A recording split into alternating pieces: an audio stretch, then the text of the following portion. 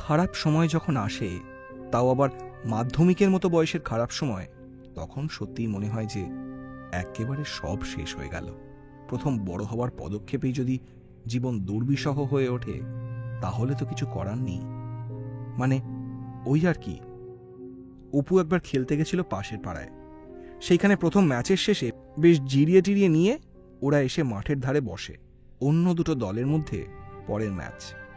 একটা দল খুব ভালো, আর একটা দল একেবারেই চুনোপুটি।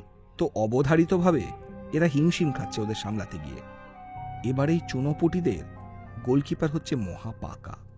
সে ভাবছে কনফিডেন্স থাকলে লোকে কত কিছুই না করে, নিজেকে ক্রিস্টিয়ানো রোনাল্ডো ভেবে নেয়। এ তো সির্ফ নিজেকে বড় বক্তা ভেবেছে। তো সেই বক্তব্যের নমুনা কিরকম? তখন তারা এক গোলে হারছে। দুটো পরপর মুভ নষ্ট করেছে ভুল পাস দিয়ে। অমনি পেছন থেকে বলা শুরু করেছে, এই তো এই করবি তো, এরপর গোল খেলে তখন সব দোষ গুবলুর হয়ে যাবে। নিজেরা যে ঘোড়ার ঘাস কাটছিস তার বেলা। প্রথম প্রথম খালি অপোনেন্ট নয়, মাঠের আশেপাশেও সবাই ফেবাচাকা খেয়ে গেছে যে এই রাম ছাগলটা কে। তবুও এই অবধি ঠিক ছিল, কিন্তু তারপর যেটা শুরু করলো সেটাকে কিভাবে বর্ণনা করা যায় অপুরও কোনো ধারণা নেই। অপোনেন্ট অ্যাটাক করতে উঠেছে, আর এই রাম ছাগল বলছে, এই ডান দিক দিয়ে উঠছে, ডান দিক দিয়ে উঠছে। তারপর বলছে, এই ভাই বাঁ দিক দিয়ে উঠছে ভাই, সব শেষ হয়ে গেল ভাই, সব শেষ হয়ে গেল। তারপর চিৎকার করে বলছে, ভাই সব দিক দিয়ে উঠছে ভাই, পাই যা পাই যা। ওর সামনে বেচারা ডিফেন্ডারটা ওর এত রকম কথা শুনে এমন হাবুডুবু খেলো যে শেষমেশ যেখানে ছিল সেখানেই দাঁড়িয়ে গেল। ওরা বল নিয়ে গিয়ে গোল করে ফেরত চলে এলো, নাকি সব দিক থেকে ঢুকছে। এরকম কথা শুনলে একজন ডিফেন্ডার কি বা করতে পারে? অপু দেখল ছেলেটা জাস্ট যেখানে ছিল ওখানেই দাঁড়িয়ে থাকলো।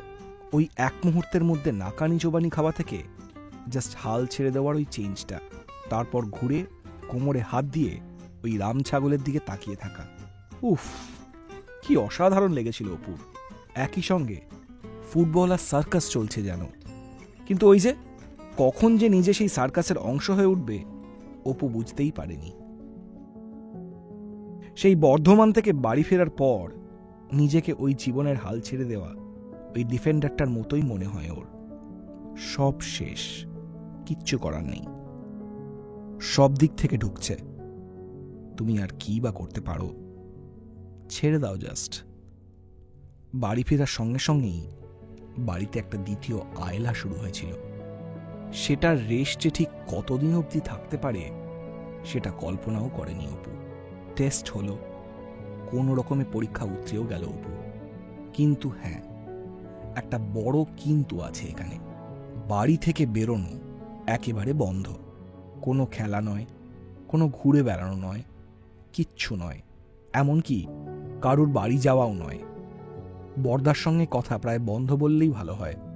এতদিন অবধি অপুকে আলাদা করে ভাবতে হয়নি যে না বর্দা ভালো লোক, বর্দার মন ভালো ইত্যাদি। অপু জানত যে ও বোঝে বর্দার কষ্টটা, কিন্তু এখন যেন আলাদা করে নিজেকে বারবার মনে করাতে হয় যে ঘেন্না করিস না, ঘেন্না করিস না। রাগ জমতে জমতে মাঝে মধ্যে ফেটে বেরিয়ে আসতে চায়। একবার একটা বই ছিঁড়ে দিয়েছিল রাগের মাথায়। পরের মুহূর্তে নিজের ওপর খুব রাগ হয়েছিল, কিন্তু রাগ হওয়ার একটা বড় কারণ একটা অন্য ঘটনা। বর্ধমান থেকে ফেরার দিন কয়েকের মধ্যেই হয়ে গেছিল। তখন বাড়ির অবস্থা বেশ খারাপ। অপু পরীক্ষা দিচ্ছে ঠিকই, কিন্তু কোন রকমে। স্কুলে বলে কয়ে রাইটার জোগাড় করা যায়নি, কিন্তু রীতিমতো বর্দা হাতে পায়ে ধরায় অপুকে আধ ঘন্টা বেশি সময় দেওয়া হয়েছে। অন্য একটা ঘরে বসে একা পরীক্ষা দেয় অপু। কিন্তু সমস্যা হলো অন্য জায়গায়। একদিন রিজুদা বাড়িতে এসে হাজির। দরজা খোলাই ছিল। বাইরের ঘরে পড়ছিল অপু। রিজুদা ঢুকতেই চমকে উঠে তাকালো অপু। রিজুদা একগাল হাসি নিয়ে বলল, কিরে কি অবস্থা তোর? ঠিক আছি, ব্যথা অনেকটা কমেছে, পরীক্ষাও দিচ্ছি একরকম, বলল অপু। মুখে চোখে রিজুদাকে দেখে একটা ভালো লাগা ছিল ঠিকই, কিন্তু তার সঙ্গে যেন আরো অনেক কিছু ছিল। রিজুদা বলল, জানিস আমরা তো বেশি দূর যাইনি ওই টুর্নামেন্টে, কিন্তু শেষে তোর ওই ভান্ডারি বলছিল তোর কথা, তুই ঠিক আছিস কিনা। বলতে বলতে হেসে ফেলল রিজুদা। কথাটা শুনে অপু ওখানে হেসেই ফেলল। বলল, বলতে পারতে যে ও লাথির চক্করে আমার খেলা বন্ধ হয়ে গেছে। কি একটা ঘাওড়া মাল মাইরি, সত্যি করি জুদা। অপু! ভেতর থেকে একটা অন্য গলা পেয়ে একটু থমকে গেল অপু। বরদা বলতে বলতে ঢুকল। কেউ এসেছে নাকি? ঢুকতেই রিজুদাকে দেখে মুখ চোখ পাল্টে গেল বরদার। রিজুদার দিকে তাকিয়ে বলল, কিছু দরকার আছে? অনির কথা শুনে ব্যাকফুটে চলে গেল রিজু। একটু নিজেকে সামলে নিয়ে বলল, না এই আর কি, অপু কেমন আছে দেখতে এসেছিলাম। ঠিক আছে, দেখেছ তো? বলল অনি। বরদার গলার স্বরটা কেমন অদ্ভুতভাবে শীতল, মানে যেই রকম স্বর শুনলে মনে হয় সেইখান থেকে চলে যাওয়াই ভালো, সেই রকম। আর কিছু? মুহূর্তের মধ্যে মুখটা পাল্টে গেল রিজুর। বলল, দেখ অনি, আমার ওপর রাগ করে, জানি জীবনে কিছু করে উঠতে পারবো না তোর ওপর রাগ করে, কিন্তু আপাতত আর কিছু কাজ না থাকলে তুই আসতে পারিস, বলে উঠল অনি। অপু কেমন যেন পাথরের মতো বসে রইল। খুব আমতা আমতা করে বলল, বরদা। অপু, ভেতর ঘরে যা একবার। বরদার গলা চড়ছে। ভেতরের ঘর থেকে ছুটে এলো বৌদি আর বাবা। কিরে, কানে কথা যাচ্ছে না? যা। অপু অসহায়ের মতো একবার রিজুদার দিকে তাকালো। রিজুদাও একবার মাথা নেড়ে ইশারা করলো ভেতরে যেতে। বাবা বলল, এই কি হচ্ছে অনি?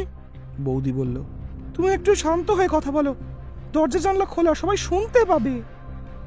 রিজু বলে উঠল, অনি, এইভাবে আমার সঙ্গে ব্যবহার করার কি মানে আছে? আমি সত্যিই বুঝতে পারছি না।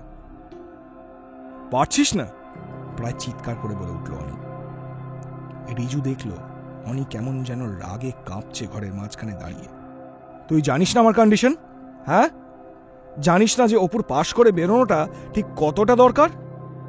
রিজু আর কোনো কথা বলল না, খালি বলল, অপু ফুটবলটা ভালোবাসে। তো? বলে উঠল অনি। সে তো আমিও ভালোবাসতাম, তাতে কি হয়েছে? আর শোন, দিনের পর দিন ওর মাথা খাওয়াটা এবার বন্ধ কর। নিজে খেলা নিয়ে কোনোদিন কিছু করে উঠতে পারিসনি মানে সেইটার দায় আমার ভাইকে নিতে হবে, এইটা। বাকি কথাটা শেষ করতে হলো না আর। রিজু কথা শেষ হওয়ার আগেই অপুদের বাড়ি থেকে বেরিয়ে গেছে। ভেতরের ঘরে তখন কানে হাত দিয়ে চুপ করে এক কোণায় বসে আছে অপু। কান্না পাচ্ছে, কিন্তু কাঁদতে ইচ্ছে করছে না। সেই রাতে না খেয়েই ঘুমিয়ে পড়েছে অপু। বরদাও খুব একটা কিছু খায়নি। রাতে ওর ঘরে এসে অনেকক্ষণ বসেছিল। অপু ভেবেছিল হয়তো পড়া ধরবে বা কিছু একটা, কিন্তু কিছুই বলেনি। চুপ করে বসেছিল মাদুরে। তারপর শেষে বলেছিল, একটু কষ্ট করে পরীক্ষাটা দিয়ে দে, তারপর যাস আবার মাঠে।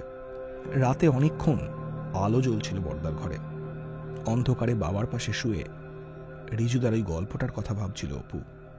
মিউনিকের প্লেন ক্র্যাশ, তারপর সেই প্রায় শেষ হয়ে যাওয়া অবস্থা থেকে ফিরে আসা। ফিরে আসতে চাই আমি, ফিরতেই হবে স্ট্রাইকার, অন্য কোনো অপশন নেই।